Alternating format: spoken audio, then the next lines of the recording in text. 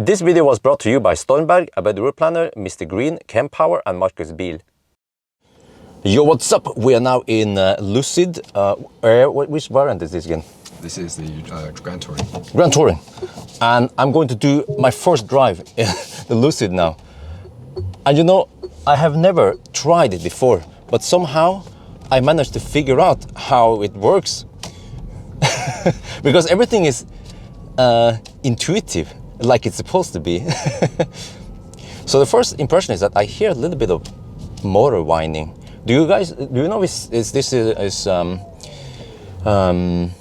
a permanent magnet motor? Okay, so I haven't done all my homework, but okay. Steering wheel feels nice and thick and okay, good thickness there. It could feel like maybe the steering has been tuned to be a little bit heavy, but I'm not going to change too much of it right now since I'm driving. The seats, can the seats get better side support? You can adjust that on the side. Okay, the side bolts can be adjusted. Okay, just yeah. Right now the way it's adjusted now, it feels like it's a little bit flat, like American flat, but I guess we could adjust it somehow. But let me not mess around with that one. You see, we have, you know, this is like the Model X style. You can see if you tilt more up here, you can see the whole like panorama view here, similar to Model X. You know, we're open. Oh, you have to get over there. Yes, it's okay. I'm barely in time there. Just got into the intersection. And let me see, how is the regen? Wow, I have to say, it rides nice and comfortably. It should be, right? It rides like a German car or something. Yeah. Air suspension, right? Not in this model. Not in this one. It fooled me. I thought it had air suspension. Okay. But yeah, okay, still, you know, right. And then, how is it? Let me see here.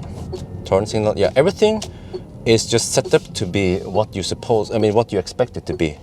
Like round steering wheel, like stalks where they're supposed to be. And also it has this Tesla Mercedes style stalk here.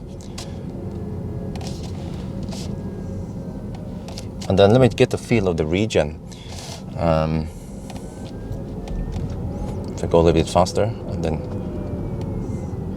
yeah, nice regen. Let me adjust the seat a little bit forward. Let me see there. So the seat controls there in the lower here that you're used to. So it's a little bit stressful right now because I'm actually going to Nyland to pick up a Nio ET7. So the Nio ET7 is kind of like the rival here, except that it's a little bit lower price, but it's still like a premium sedan. But this one, I'm not sure if we should call it premium sedan or luxury sedan because the price is kind of high, and I feel like the materials here are more than premium. Yeah, but I'll get more impression of this once I try it and take it for a spin and everything. Put banana boxes in there. But this is just like a teaser to give you guys my first impression of the Lucid, how it is to drive. I actually did not expect to be able to drive it, so it was quite a surprise. But yeah, hopefully now we can get over to the motorway, or at least the ring road. We get some impression of how it is. Okay. Wow. Ooh, it has almost one pedal drive. Well, I think it has it because I did not touch the brake and it managed to slow down to a complete stop. We can try, I guess. Let me see, check here. We have no traffic behind us. If I try to slow down, this is the way I like it. I guess you could change it. Can you change the regen settings? Okay, you can. Okay, you can change the regen settings, but I just prefer to have it like it is now. It's okay. You can set it even higher. Oh, okay. Let me see, because I like having strong regen. And of course, since we are here, we have to try some acceleration. Let me try. Oh, okay. Yeah, as expected. Okay. But actually, one thing that was not in the sprint mode. Okay, good thing we have someone here from Lucid who knows everything. Okay, we have to watch out for speed camera here.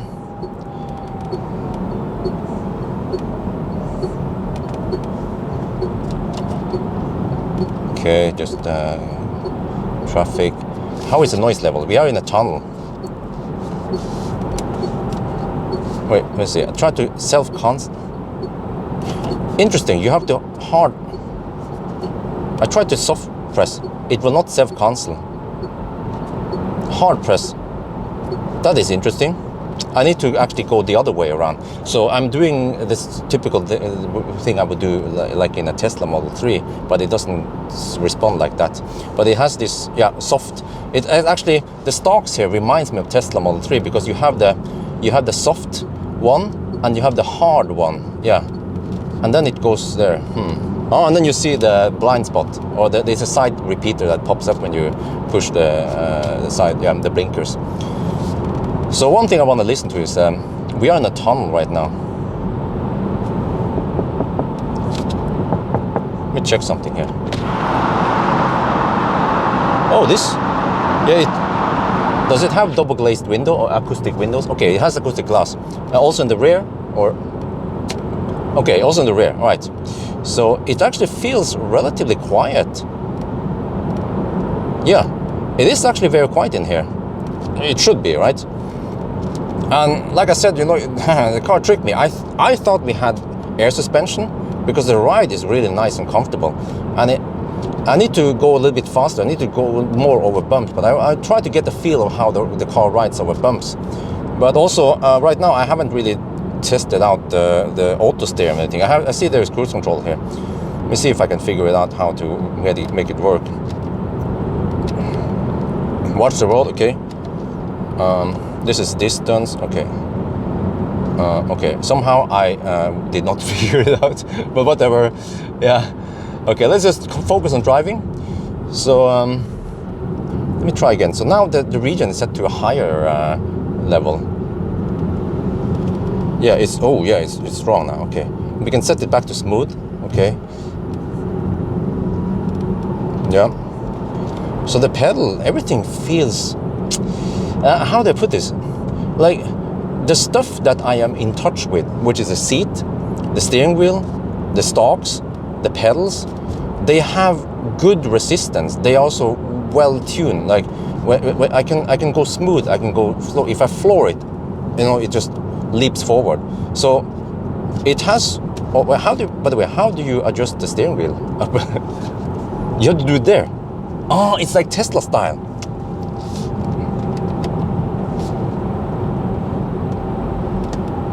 Can you do? Okay. All right. Thank you. Yeah. Okay, I felt like the steering wheel was a little bit too low. I needed to see some of the stuff in here. But you know, like, the stuff you are in touch, I mean, the stuff you are in contact with feels and reacts nicely. So, you know, when you think about premium or luxury EVs out there in the market today, there are some out there like Audi, like Porsche, you know, EQS i7, and in a way I feel like this is very similar experience when it comes to soundproofing and just dampening and everything. Let's see, we're gonna go over here. Oh, there is okay. One thing that bothers me is the way the turn signal has been programmed, because I'm not used to this, because I'm used to the Model 3, the way the Model 3 works. So the Model 3 is that once it's on, I soft press it that direction to cancel it. But here, when I turn right and it's on, then you have to press the other way to cancel it. So it's just a thing you have to get used to, and then it shouldn't be that big of a problem. Okay, yeah. I have to go the other way. Well, okay, when it comes to consumption and everything, then I cannot give you too much input about it, because it's just a short drive. And then I need to do a proper test eventually.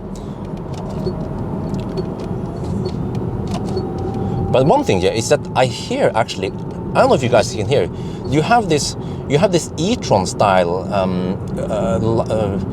kind of not high pitch, slightly lower pitch noise from the drivetrain, but only at lower speeds, around 50-60 kilometers per hour or lower. You heard that like a tram almost, like the fat e-tron that we are passing right now. That one has a similar like howling noise, but at higher speeds, at least it disappears. So that could some people could be bothered by it, but I think it's not really a big problem. I heard some e-tron people also comment about it, but yeah. So other than that, I mean, how is it to operate this car? I mean, we have touchscreen, curved screen, and everything, and if I do this, I can, okay, you see, I'm not used to this, but eventually I will learn how to do all these movements, these operations, to put stuff here, grab something there, and then I just press here to put it back again. And then we have a wheel here for volume. There are some HVAC settings here, so there are some buttons here, and then this one is a touchscreen. You see, you can rotate and you can do stuff here. So, but in a way, I was actually a little bit surprised that this screen is relatively small. I'm used to a bigger screen nowadays, but then you have this one here, but then you have like car settings and stuff here. But when I want to see navigation, of course, I forgot, I'm a noob. When you want to see navigation, you can of course have it here. Now you have a bigger navigation here. You can also have navigation here closer to your eyesight. Does the Lucid Air come with a head-up display, by the way? No, okay. Okay, so no head-up display. So that means that if you want to see speedometer, everything needs to be visible here. So I will get more impression of how it is. Yeah, you see now, I hear that howling noise again. Is that going to bother people? Ich weiß nicht. But okay, let me see. Okay, go here. Let me see. I think I lowered the cabin temperature a little bit. Yeah, this is a little bit counterintuitive for me, the whole turn signal. And I can show here that when you put on the turn signal, you will see that the repeaters come on, and you see this one. It seems to be a little bit laggy. I almost feel like the frame rate is a bit low, like 10, 15 frames per second. It doesn't seem like it has, let's say, 25, 30 frames per second. But that could probably be fixed with software anyway. Okay. So now we're almost at Nyland. Let me see. There is some stau here. Okay. I need to get into the stau. All right, turn signal, and then get over here. And now we are on the stau. So yeah, unfortunately, I was not able to ride the car over bumps on faster highways. You see, I keep doing this. Let me show you again what the struggle is. I'm used to doing this or this to get to cancel it, but you can't cancel it. You have to go there. Now you cancel it. But it's just something you have to train the muscle memory. Or I guess Lucid, they could make an update, and you could choose, you know, blinker, something canceling option, something like that, you know. Yeah, for people who just can't get used to it. But other than that, you know, what else should I say? It, in a way, you know, it's conventional where it's supposed to be conventional, where it matters, you know, like I keep mentioning, like the steering wheel and, you know, stuff like that, and even the door handle. You know, I have never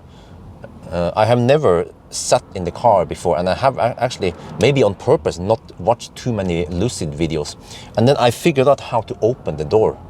There's not a traditional door handle, but you have it here. I'm not going to do it now while I'm driving. So yeah, and the car at least feels nice, but by the end of the day, we have to see, is it efficient? How noisy is it? How fast does it charge? What about 1,000 kilometer challenge? If there's one car that can beat Plaid, it is probably this one. Because Plaid can peak at 250 kilowatts. Lucid can peak at over 300 kilowatts. And the cameraman is probably shaking now because he's been holding the camera for very long. You're doing a great job. But yeah, so I'm just giving you guys the first impression of this. It was really a pleasure to drive it. We still have a little bit more driving, so I will just talk and give you guys as much input as possible about stuff. Yeah, you can change this one. You see, you can block the sun there. And actually the car, the interior doesn't feel too cramped.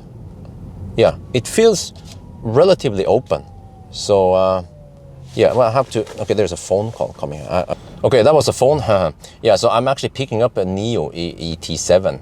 So we will see how that one handles. I know, I spent some time with Model S Plaid, and also the Model S. Well, it was called long range, and actually I mispronounced it. It's Palladium. palladium is a very expensive material, similar to platinum, I think. So it's the Palladium project, you know, the Model S long range and the Model S Plaid. And I gotta say, okay, those cars, they go like rockets and they are fast, the Teslas. And they have the space. I like the hatch opening, just like I like the hatch opening in the EQS. This one doesn't have the hatch opening, but it might have other stuff that I haven't experienced, like, you know, awesome charging speed and all that. But when it comes to the interior, this is the thing I can tell you guys right now, is that it actually, I was about to say that it actually feels relatively spacious. Okay, we have some center console here, but you see that I was surprised that this door almost, it has like a concave inwards here, rather than many cars like EQS or i7, you know, more traditional cars, and even Tesla, they have the door is like it's not convex. I think it kind of bulks outwards, so it gives you that space here.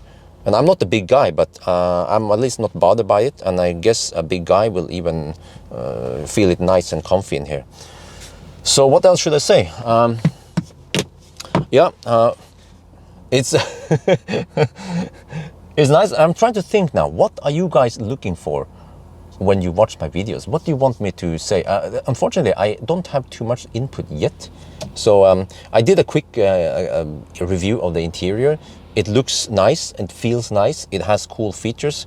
But other than that, I think this video should be more focused towards driving. And unfortunately, we are stuck in Norway. We are stuck in Oslo style, so there's not much we can do. But at least one thing I can tell you is that the whole one-pedal driving here in stop-and-go traffic works relatively good. And it also has the smooth transition. You can go, you know, like this. I can have a relatively nice and smooth ride forward, so that the passenger doesn't get dizzy. And even now that we're stopping, the one-pedal driving works great. This is what I like about one-pedal driving when you're driving traffic like this, and you don't have to move the feet all the way. So yeah. But actually, I think that's it. If I don't have more to say, then I should just stop the video here. So I think that's going to be it for now. I hope you guys enjoyed this video. As always, thank you for watching, and talk to you later.